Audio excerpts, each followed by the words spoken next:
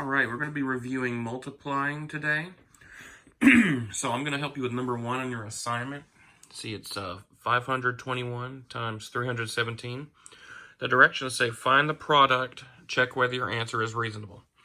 Remember that the word product means an answer in a multiplication problem. And to check whether your answer is reasonable, to do that, we're going to first estimate, okay?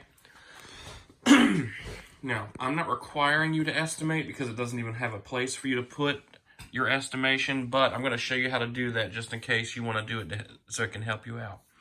Okay, so what we're going to do is we're going to round to the nearest hundredth for both of these because this is 500 something and 300 something. Now that 2 and that 1 are going to tell this 5 and that 3 to stay the same. So this is actually going to be very close to 500 times 300. Now, this is mental math. We know that 5 times 3 is 15, and then we have 1, 2, 3, 4 zeros. So our answer is going to be close to 150,000. Okay? If it's not close, then that means that we did something incorrect. All right, so before we begin, you might remember this. I have 1, 2, 3 digits in my second row of the problem. That means that I'm going to have 1, 2, 3 rows, or I like to say 3 layers of cake before I get my answer down here, okay? So make sure you do that. You need 1 row for each one of these digits. Now we're going to start with the ones place, and I'm going to do 7 times all 3 of these numbers, okay? 7 times 1 is 7. 7 times 2 is 14, and I'm going to carry my 1 up here. Excuse me. 7 times 5 is 35, plus that extra 1, that's going to be 36. So there's my first layer. Since I'm done with the ones place, I'm going to cross that 7 out, and now I'm going to move on to the tens place.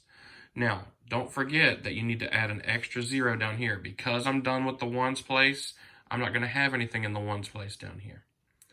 So technically, this is 10 times those numbers, but just to keep it simple, we're going to say that it's 1 times 1, which is 1, and we're going to put that in the tens place.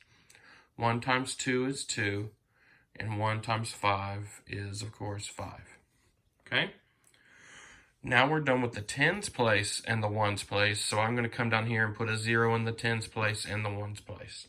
So basically, every layer that you add, you're going to add 1 more 0 before you get started.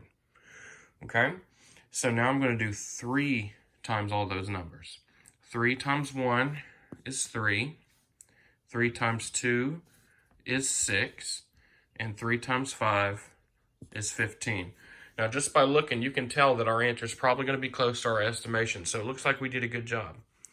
But we're not done yet. Now we have to add up all of these partial products. Remember, that's what these are called. This is a partial product. Okay? 7 plus 0 plus 0, that's 7. 4 plus 1 plus 0 is 5. 6 plus 2 is 8. 8 plus 3 is 11. Carry my 1. That 1 plus 3 is 4. 4 plus 5 is going to be 9. And 9 plus 6 is 15.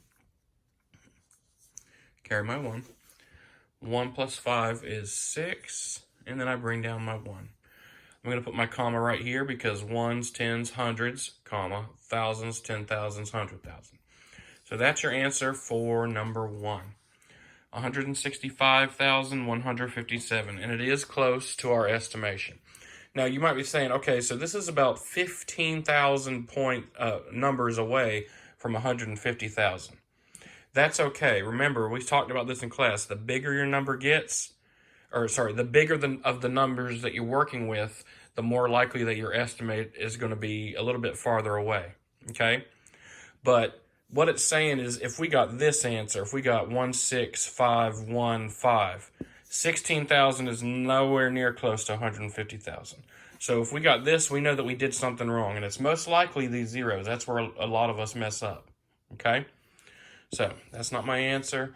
That is my answer, okay? You got a few problems just like that. It's nothing but multiplication. You see, you might have something like that. Just write them on a piece of paper, one on top of the other. Okay, pretty simple stuff. And that's all for today. Thank you, guys.